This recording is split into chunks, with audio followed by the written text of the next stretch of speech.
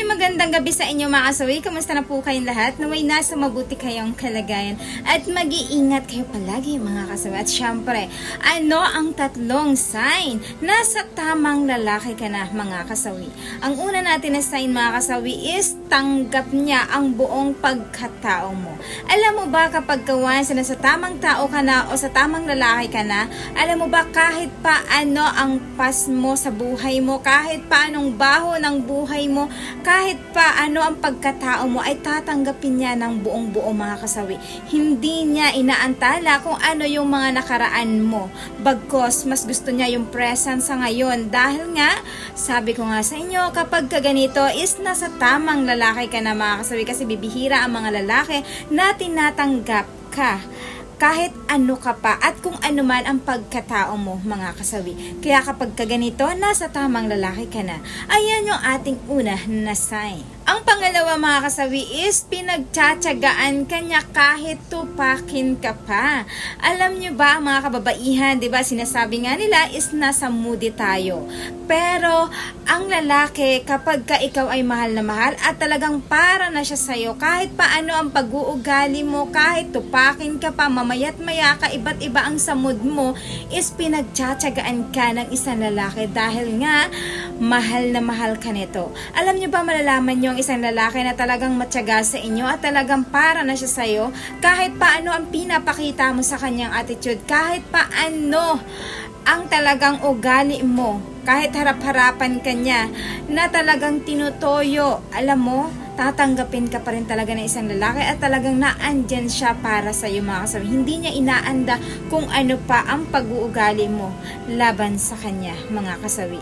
Para sa kanya is ikaw na talaga yung babae na gustong gusto niya kahit natupakin ka pa mga kasawi. Ayan yung ating pangalawa na sign.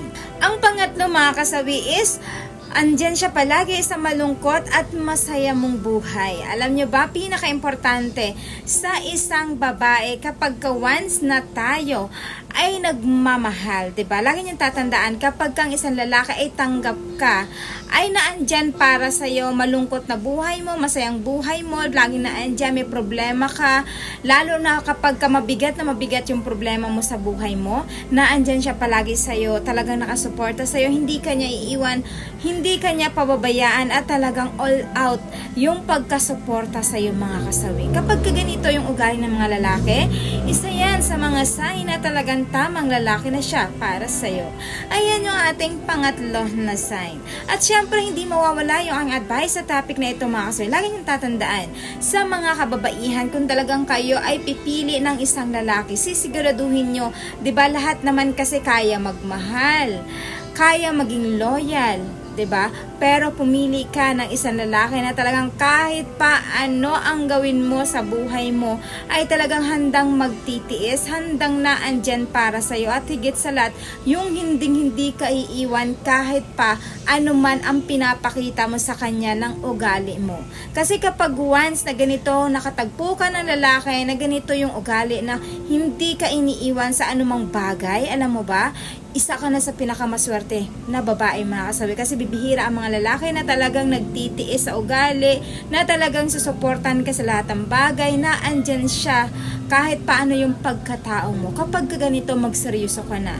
Piliin mo ang ganitong lalaki kasi bibihira na lang sila at kaunti na lang ang ganito na lalaki mga kasawi. Yan lamang po mga kasawi yung aking advice. Maraming salamat sa patuloy na pagsuporta niyo sa akin. Sa walang sawang pag-share at pag-comment. Sa mga hindi pa po nakapag-subscribe, pwede na kayo mag-subscribe, pwede na rin kayo mag-follow para updated kayo sa topic ko araw-araw. Magandang gabi mga kasawi. Mahal kayo ng inyong advisor.